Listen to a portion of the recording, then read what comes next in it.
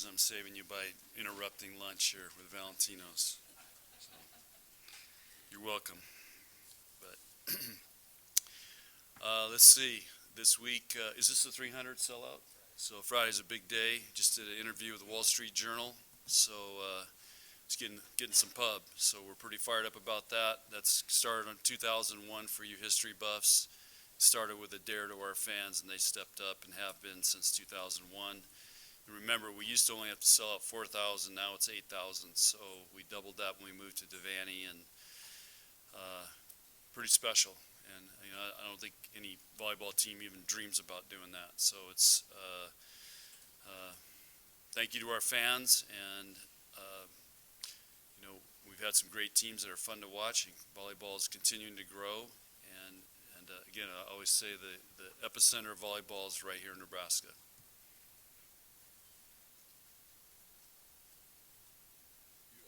Earlier in the year, you said Tyler brought up about giveaway tickets or sell tickets. Craig's had to do that. Craig's had to do that in the past. What's it like? It's not something you have to worry about. Well, you're right. I don't worry about it. The problem is we got people who want tickets and can't get them. So I got people calling me. They want tickets, and we can't get them. We've got people from other programs complaining because they can't get them. So it's a good problem to have. But with all that, comes expectations. And, we have a lot of expectations here, and we're the highest priced ticket in the country for volleyball. And, a lot of these places are getting big crowds. I mean, they're still good free, or you don't have to pay anything or very little to get in. But our job is to continue to put out a great product that Nebraskans can be proud of, and I think the other part of this is how many people drive from Holdridge, North Platte, all over the place to come to matches here. And I continue to, especially in the horse world, I'm running into so many people that, it's an event to come here. And then when we had to play the other night at 8 o'clock on a Wednesday night, I noticed there was some empty seats up there, but those are probably some people that, 8 o'clock match, that's a late night if you're coming from North Platte. When you were approached about moving the venues, how tough to sell and what were you tackling at the same time? Well, here's the story. When they announced basketball was moving to PBA, and they were going to, what was going to happen with Devaney, Coach Osborne was going in to meet with the regents to discuss it and get the money for it. And I got called by reporters. I don't remember if Brent was here then. And they said, "Are you guys moving to Devaney?" And I said, "If it's not good enough for volleyball or basketball, why would it be good enough for volleyball?" And then I got the call from Coach Osborne about 10 minutes later to get up to my office. So he was pretty upset because I didn't know at the time he was going to the regents to do this later that day. And so he just said, what do we have to do to make this good for volleyball? And I said, we've got to take the Coliseum and we got to plant it in Devaney and make it the same type of feel. So we sat down and made a list of 7 things right there on his desk. And one of them was creating an intimate environment, because volleyball, you feel close to it. It's a great sport to watch and feel, and you get to see the players' emotions and all those things. It's hard in football because they have helmets on. Basketball, it's a little bit easier, but Pinnacle Bank's a huge arena, and so he agreed, and we got John Ingram and Maggie Thorne did a tremendous job of designing it and making it really cool. And then they said, Paul Myers was here at the time. He says, "Hey, we're going to put in skyboxes." I go, "What are you going to do that for?" He goes, "There's no way those are going to sell out." He goes, "No, we're going to sell them." And then we're going to put in 128 courtside seats. And then we're going to put in standing room only. I go, "Who the heck's going to go stand up there?" And I think our standing room only is sold out this year. I think they're selling out now, like 300. And those skyboxes have been booked solid. I think the original people that bought them haven't turned them over, and our courtside seats are hardest seat in town to get. So they dreamed big. I didn't want to lose the sellout streak, but a lot of that credit goes to Coach Osborne, who he says, "Hey, we're going to do this right. We're going to make it good for volleyball." Because I was worried, what if we put volleyball in Devaney, and people don't like it, and then there's going to be complaining we're not in the Coliseum, and and then we could lose interest. But the other thing that it did, by us moving, and we could have lost a generation of fans by staying in the Coliseum because people weren't giving up their seats. And we have an older crowd. We didn't have a student section. There was no place if a high school team wanted to come in. They couldn't get in the Coliseum. There was no tickets. So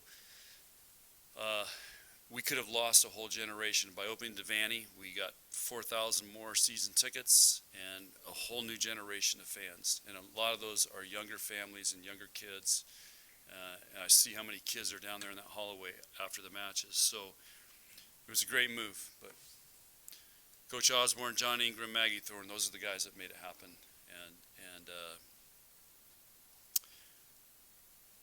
And then the other part of the story is in the construction, all my rings got stolen, but we got them back. So thank you for the Lincoln Police Department and University of Nebraska Police Department. They never gave up. John, it's like a foregone conclusion now that you're going to sell out the season. At what point did you guys go from starting the streak back in 01 to, I guess the question is, when did it start becoming an assumed thing that the match after match and everything? Well, there's a story behind that too. You want the story? Okay, all right. So, congratulations. You've been giving Lincoln Lutheran a lot of PR. Their social media is going way up. So, it's pretty cool though, isn't it? After you see your kid out there. I missed one and got to see one with Lauren. But, so we were getting ready to take an international trip in 2000, my first year here. I went and spoke to the Beef Club. And this guy, we do the question and answer thing afterward, and they said, hey, who's paying for your trip to China? I said, I don't know. I mean, Bill Burns doing something. I said, we have a match club that'll pay for part of it. And he said, well, if it wasn't for football, you guys wouldn't be able to go. And I walked out there and made a vow, someday we're going to shut that guy up. And so the first thing we decided in 2001, I challenged our fans, like, we need to start a sellout streak like football, so let's do it. And that's why I said our fans have delivered, great credit to them. And we, started selling more season tickets in the Coliseum, and then we've continued, and that was in 2001 we started that streak. So that's how it all started, and now we're selling out an 8,000 seat arena. So it's. How do you not take it for granted? Every day I talk to our team. I mean, every day I come in there, I'm like, never want to take this for granted, never. And sometimes trying to be the leader of all this, I get on people over there about little things that we're not going to take this for granted. And, since we moved to Devaney, the only complaints I've ever heard in there is parking. And it's gotten better. The city finally put 2 lanes going over the big bridge over there, so that speeds up people trying to get in and out. So, and I think I've heard, they want to build a big parking garage over there at some point to make it really nice. Because I worry about some of our older fans at night, late nights, walking out there, especially when it starts snowing and that stuff. Do you remember the feeling for the first sellout? What was like for you?